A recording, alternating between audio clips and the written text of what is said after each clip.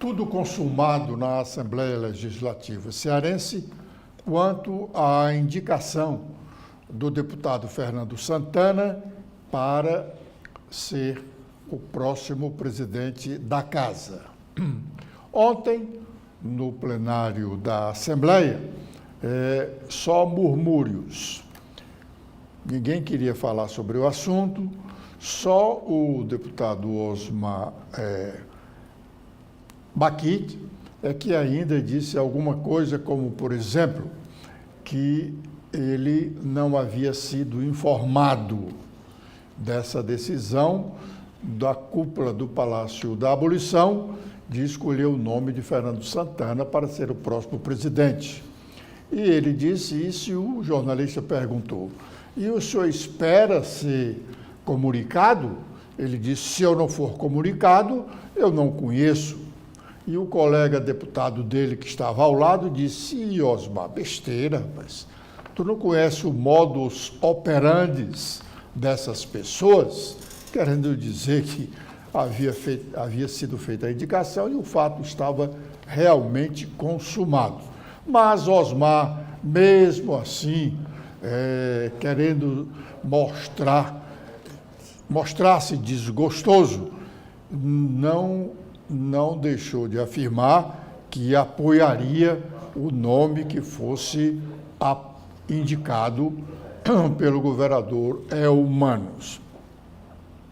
O senador Cid Gomes, quando nós comentamos ontem aqui sobre a posição dele, ele foi procurado por alguns deputados, sobretudo os filiados ao PDT, que seguiam a sua orientação, e com ele tinham acertado de ir, quando mudassem de partido, para ir para o mesmo partido. Então, esses deputados procuraram o senador, mas o senador não os estimulou a reagir, embora tenha confirmado que não foi consultado sobre essa decisão de escolha do nome do deputado Fernando Santana para ser o próximo presidente da Assembleia. Ele não estimulou os seus correligionários a reagir. Sérgio Aguiar, um dos correligionários e um dos que luta para ser presidente da Assembleia há alguns anos, Guilherme Landim, que também gostaria de ser presidente da Assembleia, Osmar Baquite e Romeu Aldigueri. Esses dois não têm nenhuma condição de reagir. Eles são presos ao governo do Estado, presos sem condições de qualquer reação. Aliás, a base aliada do governo, nenhum dos seus integrantes tem coragem de reagir. Porque essa relação deles com o governo não é uma relação de seriedade, que tenha seriedade nela. Uma relação de respeitabilidade. Não. É uma relação de subserviência. O governador diz e eles baixam a cabeça. Quando acontece aqui e acolá alguma reação, é porque o fulano que está reagindo está querendo ganhar alguma coisa. E aí ele utiliza essa artimanha para a imprensa divulgar que ele está reagindo, contra, para o simples fato de o governador chamá-lo e perguntar o que é que está acontecendo. Aí ele dizer: governador, é que o secretário tal ainda não atendeu aquela sua determinação, não nomeou o cargo que eu estava preterindo, não liberou aqueles recursos para aquela pequena obra lá no município tal. Só para isso, porque coragem de reagir nenhum tem. E não tem exatamente porque a relação política não é uma relação séria, é uma relação de subserviência. O governador Eumano de Freitas mandou ontem para a Assembleia uma mensagem em que pede autorização da Casa para a contratação de um novo empréstimo. O deputado Sargento Reginaldo, na tribuna da Assembleia, criticou a matéria e a urgência para a sua aprovação. Vamos ouvi-lo. E essa matéria é muito delicada. Nós estamos falando de projetos hídricos, nós estamos falando de um interesse do nosso povo. Mas a gente precisa falar com responsabilidade sobre essas coisas todas. E eu preciso trazer algumas informações que são pertinentes para que a gente discuta como está o estado do Ceará. A gente não consegue construir mais uma cozinha de uma escola sem pedir empréstimo. É mais ou menos isso que nós estamos vivendo, porque olha aqui, gente, são 2 anos de governo. Só no governo Eumano, deputado Antônio Henrique, essa casa já aprovou, e eu vou dizer essa casa porque não teve meu voto de apoio, 4 bilhões 180 milhões de reais de empréstimo, deputado Silvano. Só na gestão do atual governador, nós já aprovamos 4 bilhões de empréstimo. A previsão da LOA para 2025, nós vamos pagar de juros apenas, a bagatela de 1 bi só de juros, e para a amortização da dívida, 1,5 bilhão. São mais de 2,5 bi no ano de 2025, por conta de toda essa farra de empréstimos desde o governo Camilo Santana, que começa com ele. Aí o nosso potencial de investimento, através do documento da LOA, que essa casa ainda vai discutir, mas a nossa previsão para investimento vai ter uma redução de 5% comparado ao ano de 2024. É isso que eu estou dizendo. Pega mais dinheiro emprestado, vai pagando cada vez mais juros, e a capacidade de investir do governo do Estado só diminui. Está aqui. São 5% a menos na capacidade de investimento. Mas é claro, pagando 2,5 bi só de amortização e de juros, e aí nós vamos já aprovar mais um empréstimo, porque nós precisamos avançar com o projeto da transposição de São Francisco, que o PT passou 14 anos para entregar, e agora, desde quando chegou no Ceará, nós ainda estamos esperando essa água de fato beneficiar ao nosso povo. Mas tem um processo no TCU sobre o eixão das águas. Aí a gente tenta verificar, está em sigilo, deputada Silvana. Está em sigilo por quê?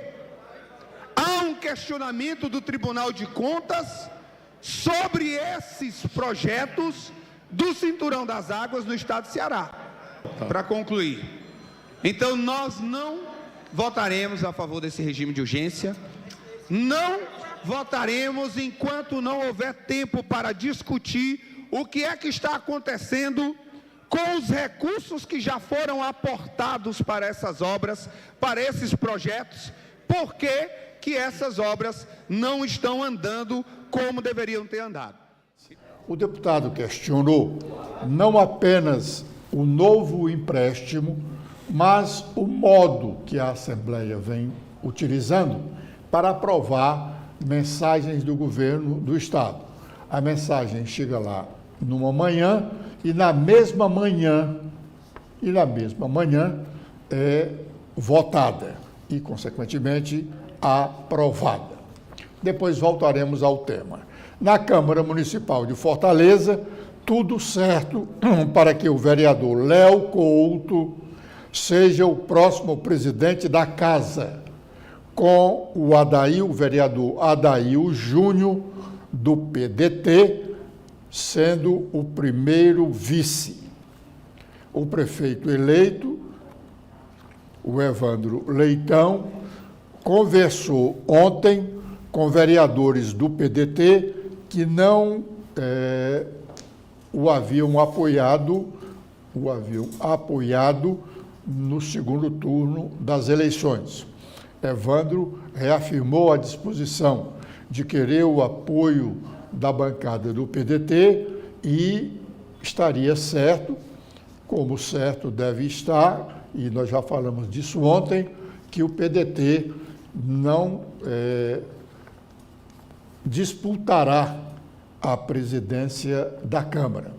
O vereador Gardel Rolim, que é o atual presidente, que poderia tentar a reeleição, havia acertado com o presidente nacional do PDT de que não bateria chapas e atenderia a ponderação do deputado André Figueiredo, que é o presidente nacional em exercício do PDT, para que a bancada do partido emprestassem apoio ao novo prefeito. A propósito de Câmara Municipal, o próximo presidente vai executar um orçamento de pouco mais de 300 milhões de reais em 2025. O que significa dizer que a Câmara Municipal de Fortaleza gastará mensalmente, a partir de janeiro de 2025, pouco mais de 25 milhões por mês. 300 e aproximadamente 20 milhões de reais é o orçamento da Câmara Municipal para 2025. Esse orçamento deve estar sendo votado hoje ou amanhã. Como também hoje ou amanhã, a Câmara deve votar uma resolução fixando os novos subsídios salariais, os novos subsídios dos vereadores de Fortaleza e do prefeito da capital. Isso é uma recomendação constitucional. A cada final de legislatura, a Câmara Municipal vota uma resolução fixando os subsídios dos vereadores que tomarão posse no dia 1º de janeiro do ano seguinte, assim como os subsídios do prefeito municipal, que também tomará posse no dia 1º de janeiro. Ainda na Câmara, tem uma mensagem encaminhada ontem pelo prefeito José Sarto, concedendo um subsídio ao transporte público coletivo urbano de passageiros, sob os regimes de concessão e permissão, assegurando a modicidade tarifária, a generalidade do transporte público coletivo e a preservação do equilíbrio econômico-financeiro nos contratos de concessão e permissão. O município vai subsidiar o transporte público de Fortaleza no próximo ano, com a importância de R$ 247.487.822,04. A deputada doutora Silvana ontem protestou da tribuna da Assembleia contra o SUS, Sistema Único de Saúde, por patrocinar, segundo ela, cirurgias até para troca de sexo.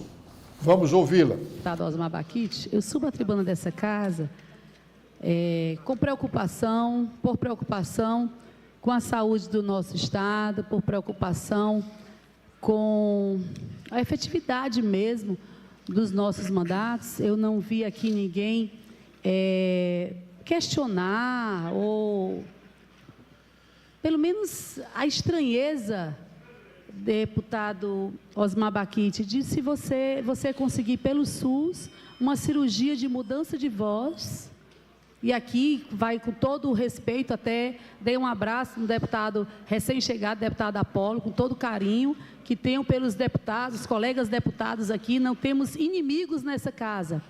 Mas pelo SUS, nós vemos, mas eu não vejo cabimento para o SUS estar preocupado, colocar como uma prioridade mudança de voz, feminilização de voz. Foi realizado aqui no Hospital Leonardo da Vinci.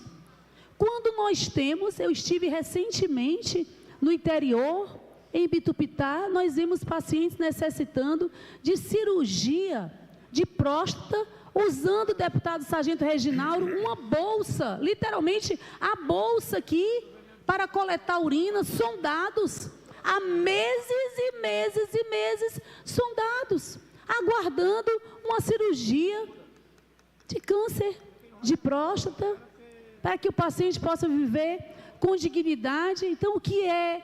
E aqui eu detesto fazer essa pauta, mas na realidade é necessário que se faça. O que é mais importante?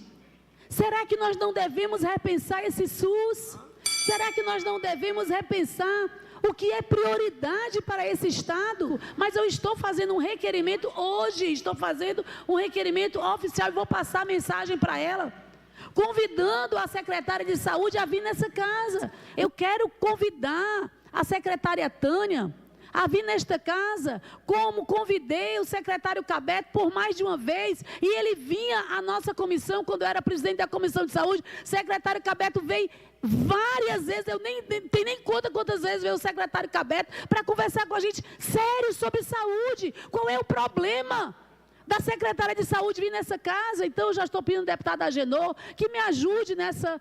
Se a minha assessoria botou convocação, eu boto convite à secretária de saúde, que ela venha aqui para a gente falar sobre o que é realmente prioridade nesse Estado. Se o que queremos é fechar um hospital, deputado Apolo, isso não existe.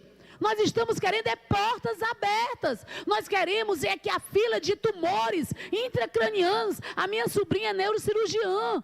Deus, é necessário que o Estado do Ceará saiba que existe uma fila não pequena de pacientes com tumores, deputado Sargento Reginaldo, intracranianos, aguardando uma cirurgia. Aí vem o nosso Estado e opera uma mudança de voz, uma feminilização de voz. Será que é isso que o cearense quer? Será que é isso que nós desejamos para o nosso SUS? Então vamos rediscutir o SUS, vamos convidar aqui a nossa secretária de saúde, a doutora Tânia, O relatório da Controladoria Geral da União, CGU, o relatório da Controladoria Geral da União, conhecido ontem,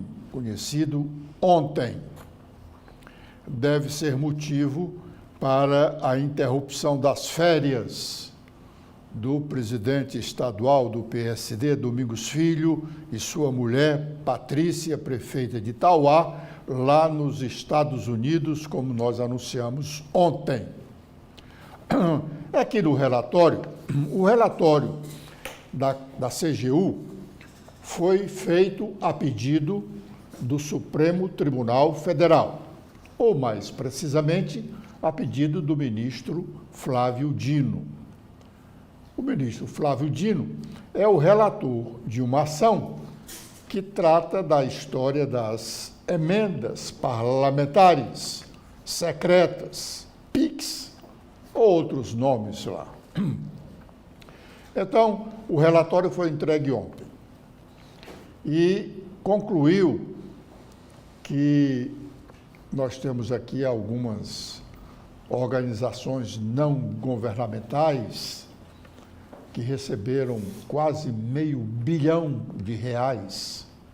dessas emendas parlamentares, e elas não têm condições de executarem os serviços a que se propõem e para os quais receberam dinheiro. Constatou também o relatório, ou melhor, expressa também o relatório constatado pelos técnicos da Controladoria Geral da União, que em alguns municípios brasileiros os recursos das emendas parlamentares não são executados como deveriam. Alguns sequer foram executados, outros em parte. Constatou-se também que um número pequeno de municípios brasileiros receberam o maior volume de recursos dessas emendas parlamentares. E dos 30 municípios brasileiros que mais receberam dinheiro e que não executaram bem esses recursos, 2 são do estado do Ceará, Tauá e Nova Russas. Tauá e Nova Russas. A Veja publicou uma matéria recentemente dizendo que uma boa parte desses recursos das emendas parlamentares estavam sendo liberadas para prefeitos que ou a mulher, ou a prefeita era a mulher do deputado, ou a deputada era a mulher do prefeito, ou do filho para a prefeita, ou da prefeita, da deputada, para o filho prefeito. Os 2 casos se enquadram aqui no estado do Ceará. O deputado Domingos Neto, que foi quem criou a emenda do relator. Não existia essa figura de emenda do relator. Ele, quando foi relator do orçamento da União, ele criou essa figura, essa emenda do relator. Domingos Neto é filho da prefeita de Tauá, Patrícia Aguiar, mulher de Domingos Filho. Domingos Neto é um dos citados.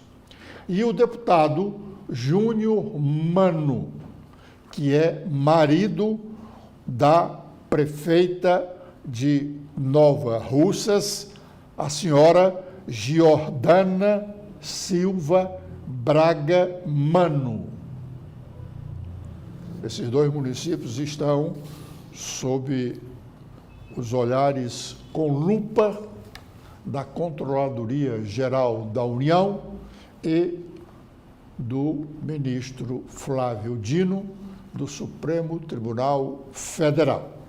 Aliás, esse deputado Júnior Mano tem falado muito, aliás, um dia desse nós falamos aqui no nome dele, ele dizendo que já tinha acertado com o ministro Camilo Santana de que ele seria um dos candidatos ao Senado na aliança do governo do estado do Ceará em 2026. Ele teria comunicado isso a alguns seus correligionários no município de Itatinga. Mais recentemente, ele andou dizendo que, não sendo candidato ao Senado, será, em 2026, o deputado mais votado do estado do Ceará e citou o nome do Ciro Gomes, que até então é o deputado federal do Ceará mais votado. Ciro, quando foi eleito deputado federal, ele obteve mais de 400 mil votos. Na época, foi o deputado federal proporcionalmente mais votado do Brasil. Nominalmente, ele só perdeu para o deputado federal Paulo Maluf, de São Paulo. Vamos aguardar o desdobramento desse relatório da Controladoria Geral da União e aguardarmos as suas consequências. Com esta observação, nós estamos encerrando a nossa participação de hoje neste primeiro bloco de notícias da manhã